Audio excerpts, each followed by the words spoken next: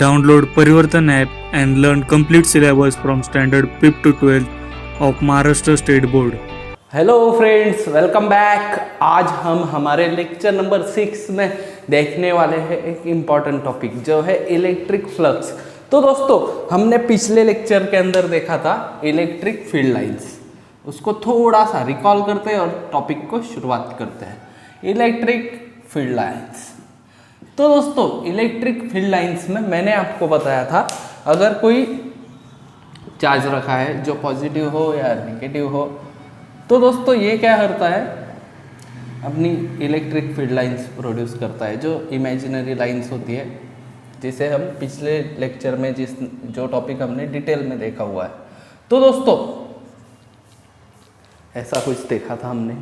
अभी electric flux के अंदर बहुत बच्चे ऐसा समझते हैं इलेक्ट्रिक फ्लक्स बहुत कॉम्प्लिकेटेड टॉपिक है, बहुत मीन्स उसका एक फियर फैक्टर बना लेते हैं मन में। तो दोस्तों, इलेक्ट्रिक फ्लक्स का तुम्हें सिर्फ इंट्रोडक्शन दिया गया है और आज अभी हमें सिर्फ इंट्रोडक्शन ही पढ़ना है। मीन्स सिर्फ इलेक्ट्रिक फ्लक्स क्या है इतना ही जानना है, बाकी सब 12th पे पढ़ेंगे। ओके। तो दोस्तों, इलेक्ट्रिक फील्ड लाइंस आपको दी होती है, मीन्स ये एक चार्ज है मानो, और इस यहाँ से इलेक्ट्रिक फील्ड लाइंस ऐसी निकल रही है और एक एरिया दिया हुआ होता है।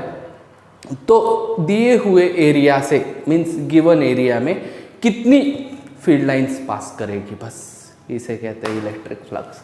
बहुत इजी टॉपिक है। तो चलो देखते हैं what is mean by electric flux. तो दोस्तों, मैं इलेक्ट्रिक फ्लक्स की सबसे पहले आपको डेफिनेशन लिख के देता हूं और फिर हम टॉपिक को शुरुआत करेंगे। तो what is mean by electric flux? Electric flux is number of field lines passing through surface area, उसे ही कहेंगे इलेक्ट्रिक फ्लक्स। बस इतना इजी सब्जेक्ट है, इतना इजी टॉपिक है, सरफेस एरिया। सॉरी। तो दोस्तों, अभी देखो इलेक्ट्रिक फ्लक्स डिपेंड किस पे होगा, मैथमेटिकली फॉर्मूला कैसे बनेगा, तो एकदम इजीली हम बना लेंगे। देखो दोस्तों, इसे मिटा दूँ। ओके। तो यहाँ हम एक एरिया ले लेते हैं ऐसा, और यहाँ अगर मैं 2-3 लाइन ज़्यादा ड्रॉ कर देता हूँ। ओके।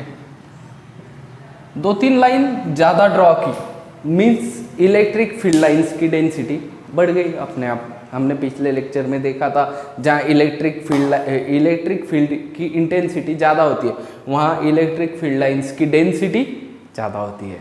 तो दोस्तों, यहाँ डेंसिटी ज़्यादा हुई तो ये लाइंस ज़्यादा पास करेगी। देखो ऐसे आएगी, निकलेगी ना ऐसे। ओके। सिर्फ समझने के लिए फिगर देखो, मीन्स ऐसे कुछ लाइंस होगी।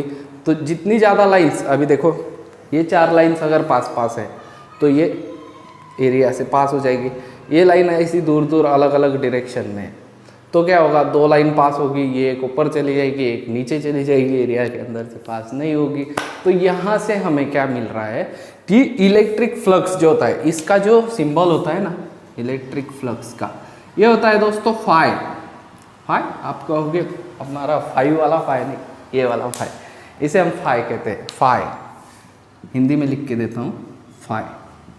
ओके दोस्तों, तो इसे फाई कहते हैं। ये जो इलेक्ट्रिक फ्लक्स होता है, ये डिपेंड किस पे होगा, देखो जितना इलेक्ट्रिक फील्ड की इंटेंसिटी ज़्यादा, मीन्स इलेक्ट्रिक फील्ड लाइंस की डेंसिटी ज़्यादा, तो उतनी फ्लक्स ज़्यादा होगा, क्योंकि उतनी ज़्यादा लाइंस पास करेगी। ओके।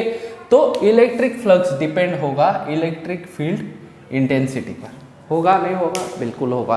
और एक तो आप इजीली समझ लोगे, देखो ये एरिया अगर ऐसा है और ये फील्ड लाइंस है, एरिया छोटा है तो फील्ड लाइंस कम पास हो रही है।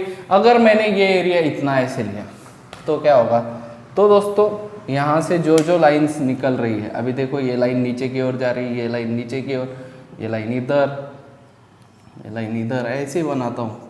तो दोस्तों, मैं जितनी दूर दूर वाली लाइंस लूँगा, और यहाँ मैंने ऐसा पूरा एरिया कंसिडर किया, तो क्या होगा, एरिया अगर बढ़ेगा तो लाइन ज़्यादा पास होगी। आया समझ में? अभी देखो मान लेते हैं ये है ये एरिया छोटा वाला, यहाँ से ये लाइन्स है, मेरी उंगलियाँ जो डिनोट कर रही है ये लाइन से, ये लाइन्स पास हो रही है। तो ये एरिया अगर होगा, एरिया छोटा होगा तो एक ही लाइन पास हो रही है। फॉर एग्जांपल समझो, सिर्फ कंसेप्ट के लिए बता रहा हूँ। और दोस्तों अगर मैंने ये एरिया लिया बड़ा वाला, लाइन्स ज़्यादा पास हो रही है। तो यहाँ से एक चीज़ क्या समझ में आ रही है कि जो फाई होता है ना, ये डायरेक्टली प्रोपोर्शनल होता है एरिया वेक्टर को। आया समझ में? बहुत गर्मी हो रही है, 1 मिनट में फ़ैन लगा लेता हूँ। तो दोस्तों phi is directly proportional to electric field intensity, phi is directly proportional to area vector. अभी आप कहोगे सर इलेक्ट्रिक फील्ड इंटेंसिटी ये तो वेक्टर क्वांटिटी है, हम भी मान लेते हैं, ये हमें पिछले लेक्चर में देखा, पर एरिया वेक्टर कैसे हुआ? तो अभी इसके बारे में डिटेल में चर्चा। ये तो हमने समझ लिया, ये आया समझ में। इलेक्ट्रिक फील्ड इंटेंसिटी फ्लक्स को डायरेक्टली प्रोपोर्शनल होती है और फ्लक्स डायरेक्टली प्रोपोर्शनल एरिया को होता है। तो यहाँ से जो मैथमेटिकल इसका जो फॉर्मूला बनेगा उसके बारे में देखेंगे, पर सबसे पहले कंसेप्ट समझना है, what is mean by area vector. Okay okay, तो दोस्तों ये मिटा दो। ओके, अभी देखो दोस्तों, डेफिनेशन भी बहुत इजी है, आप बुक वाली भी डेफिनेशन रेफर कर सकते हो, इजी डेफिनेशन है, डेफिनेशन कोई पूछेगा भी नहीं। Electric field intensity, electric flux का, सॉरी। तो दोस्तों मान लो मैं यहाँ ऐसा स्क्वायर लेता हूँ, इसकी साइड है x, इसकी है x। अभी आपको पूछा तो नाम भी दे देता हूँ, A B C D, ये ऐसे वेक्टर है मानो, या ऐसा कहीं भी मानो। तो दोस्तों आपको पूछा तो 9-10 का बच्चा बोलेगा सर इट इज, इसका स्क्वायर क्या होगा? तो ये होगा x स्क्वायर, क्योंकि स्क्वायर का area, sorry area of this square will be x square. पर अगर हमने जो साइड्स है वो डायरेक्शन से डिनोट की हुई है, हमने जो वेक्टर्स में पढ़ रखा है, तो दोस्तों यहाँ जो एरिया होता है वेक्टर का, एरिया वेक्टर, ये कैसे फाइंड होता है पता है? ऐसे A B bar cross product क्या है ये BC बार। तो दोस्तों एरिया एक वेक्टर क्वांटिटी होती है, ये हमें ध्यान में रखना है। जिन्हें पता है बहुत अच्छी बात है, नहीं पता अभी सिर्फ समझ लो। ओके, ध्यान में रख लो, रिकॉल कर लो। ये चीज़ें डेप्थ में समझने जाओगे इलेक्ट्रिक फ्लक्स कहीं और रह जाएगा, आप एरिया वेक्टर को पकड़ के बैठ जाओगे। इसलिए एरिया वेक्टर समझ लो। बात क्या है? एरिया वेक्टर एरिया एक वेक्टर क्वांटिटी है, और वेक्टर क्वांटिटी है तो उसको डायरेक्शन भी होगा। तो सर इसका डायरेक्शन किस ओर होगा? तो इसका जवाब मैं आपको देता हूँ। देखो ये XY प्लेन है, Z प्लेन जो हम ऐसे डिनोट करते हैं, इसे कहता हूँ X, इसे कहता हूँ Y, इसे कहता हूँ Z। तो ये Z हम 3D में ऐसे डिनोट करते हैं, बट ये कैसे होता है देखो मैं आपको बताता हूँ। ये ऊपर वाला है ब्लू पेन Y। ओके दोस्तों देखो, हाँ, और ये जो है सामने वाले की ओर, आपकी ओर, मोबाइल की ओर, मेरे रिकॉर्डर की ओर। तो ये क्या है दोस्तों? ये है Z एक्सिस। तो एरिया वेक्टर हमेशा हमारे आई साइड की ओर वाले डायरेक्शन में परपेंडिकुलर होता है। क्या? हमारे आई साइड, हम जिधर देख रहे हैं तो उसकी ओर परपेंडिकुलर होता है, ये हमें समझना है। हम नहीं तो जो प्लेन में एरिया वेक्टर है उसके बाहर वाले प्लेन को वो परपेंडिकुलर होता है। मीन्स देखो हम इससे समझते हैं ये। ओके, यहाँ पहले बता देता हूँ, ये Y एक्सिस, ये X एक्सिस, बोर्ड का एरिया निकालना है, एरिया वेक्टर नहीं। ये किस डायरेक्शन में होगा? मैग्नीट्यूड तो जो आएगा वो आएगा, जो साइड होगा, जो हम रेक्टेंगुलर होने की वजह से बेस इंटू हाइट जो भी करेंगे वो आएगा, बट डायरेक्शन किस ओर आएगा? तो ये X एक्सिस है, ये Y एक्सिस है नीचे वाला, तो जो डायरेक्शन आएगा वो मेरी ओर आएगा, मेरी आंखों की ओर आएगा, इधर बाहर की ओर। तो दोस्तों वैसे ही मानो ये क्यूब ले रहा हूँ, डस्टर लेता हूँ, तो दोस्तों ये अगर सरफेस का मुझे एरिया फाइंड करना है ये, तो ये हुआ वाई एक्सिस, ये हुआ एक्स एक्सिस, डायरेक्शन होगा मेरी और बाहर जेड एक्सिस। यहाँ लेना है ये इधर बाहर, इधर लेना है इधर बाहर। तो दोस्तों आप कहोगे सर हमेशा आपकी ओर कैसे?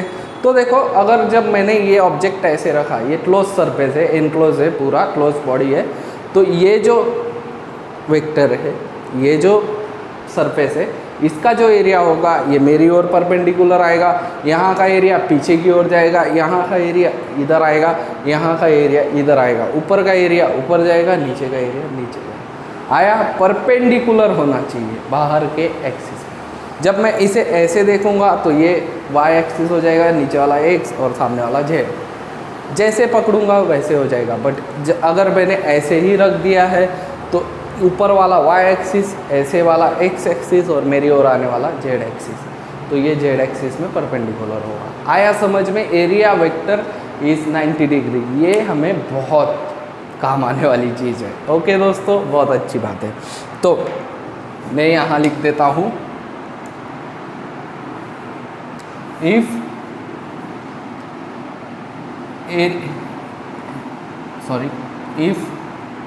surface is in xy plane, then direction of area vector of that surface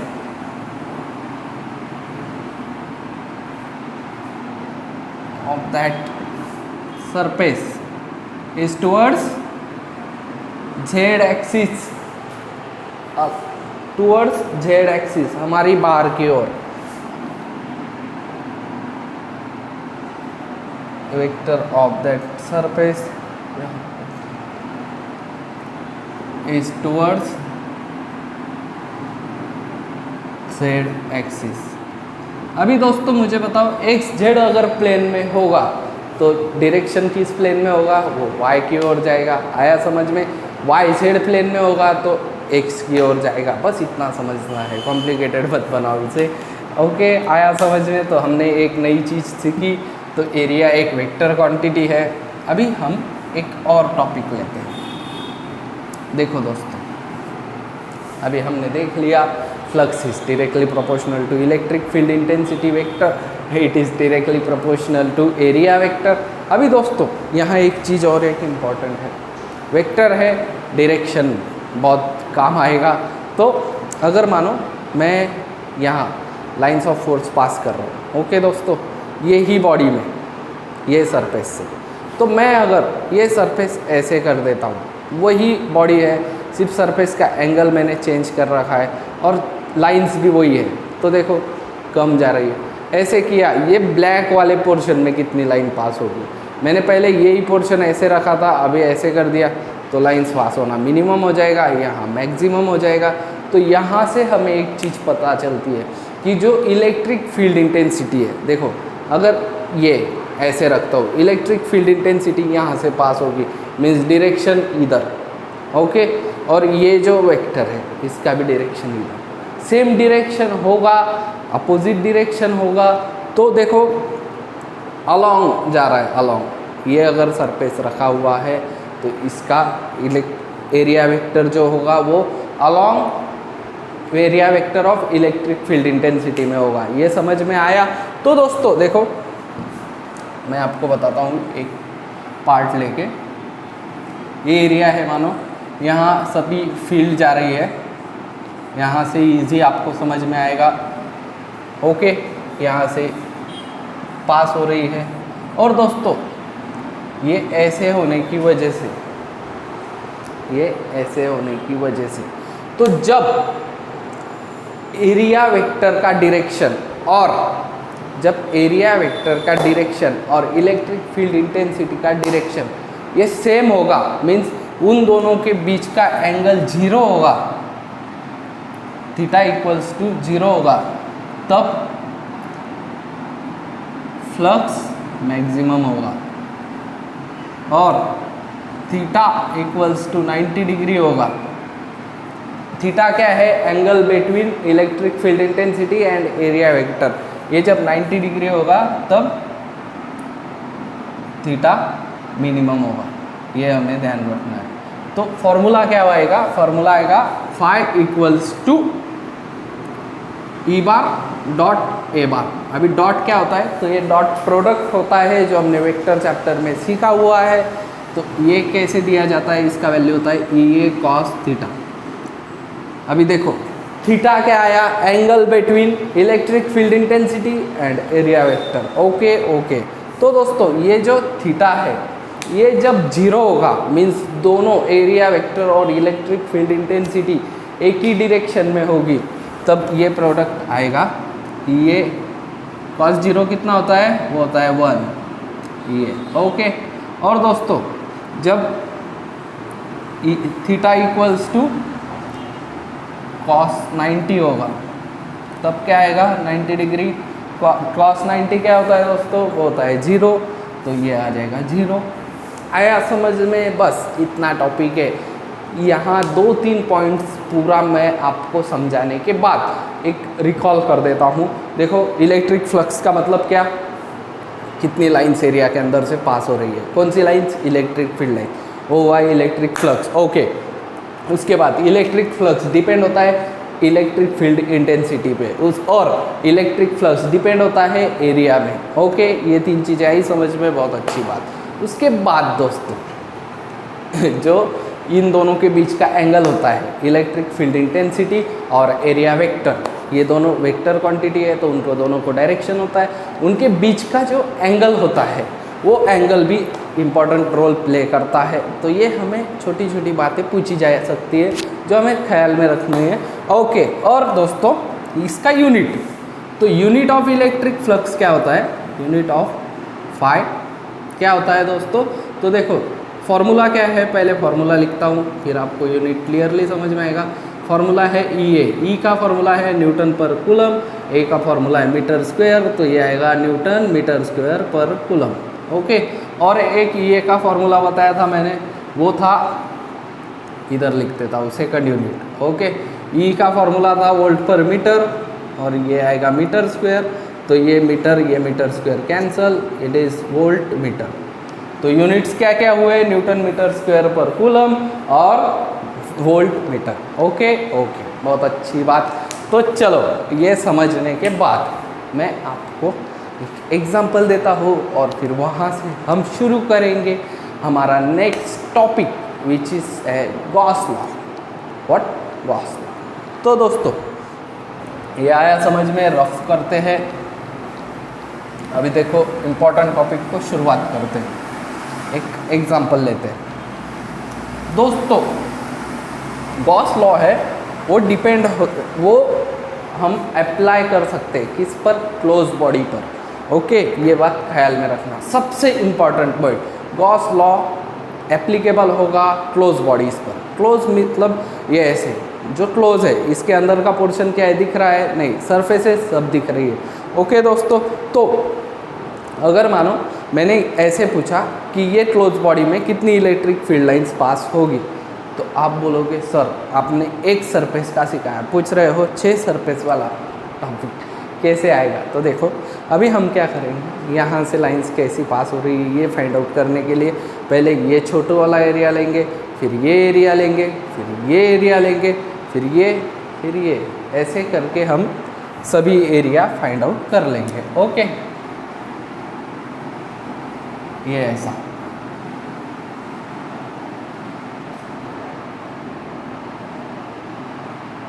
दोस्तों ये मैं आपको यहाँ से ही बता देता हूँ, ये पहला वाला जो है पार्ट जिसे मैं नंबर 1 कर रहा हूँ, ये है ये वाला पार्ट। ओके, ये पीछे वाला जो है इसको किधर लिखूँ, चलो मैं पहले इसे 1 दे दिया, ये काला वाला पार्ट। ऊपर वाला जो पार्ट है ये वाला, इसे 2 नंबर देते हैं। पीछे वाला जो पार्ट है इसे यहाँ 3 नंबर देते हैं। हमारा कौन सा हुआ, 1 2 3। ये जो नीचे वाला पार्ट है इसे यहाँ 4 नंबर देते हैं। ओके, और ये जो 2 साइड है, तो ये देखो इधर वाली ये साइड इसे 5 नंबर और इधर वाली को 6 नंबर देते हैं। ओके, 1 2 3 4 5 6 आ गया। तो दोस्तों अभी हम क्या करेंगे, यहाँ से ये सरफेस में कितनी लाइंस पास हो रही है वो निकालेंगे, उसके बाद ये सरफेस में कितनी लाइंस पास हो रही है वो निकालेंगे, उसके बाद ये सरफेस से कितनी लाइन पास हो रही है, और सब की टोटल करके बोल देंगे कि ये पूरी बॉडी से कितनी इलेक्ट्रिक फील्ड लाइन पास हो रही है, मीन्स कितना फ्लक्स आ रहा है। Okay okay. तो दोस्तों जो हम क्या करेंगे, ये पूरी बॉडी का जो इलेक्ट्रिक फ्लक्स है उसे फाई कहते हैं। ओके, ये फाई क्या होगा, सब d phi 1 plus d phi 2 plus d phi 3, d phi छोटे छोटे फाई मीन्स एक एक सरफेस के,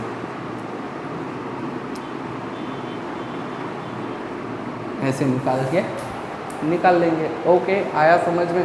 पर दोस्तों जब हम स्पीयर का निकालेंगे, स्पीयर फॉर्मूला एग्जांपल लेते हैं फुटबॉल का निकालेंगे, तो दोस्तों फुटबॉल तो पूरा एनक्लोज स्पीयर है, उसके अंदर से अभी डस्टर था तो हमने 6 साइड निकाल ली, पर अगर फुटबॉल का लेंगे तो कैसे निकलेगा, तो ये हमें बताता है हमारा Gauss law.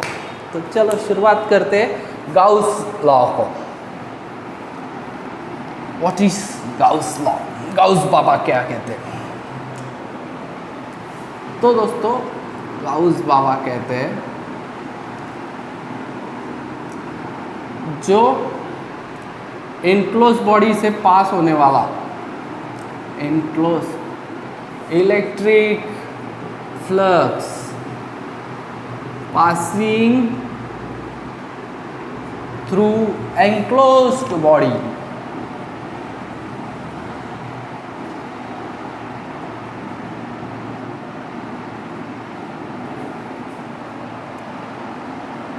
is equals to net charge is equals to ratio of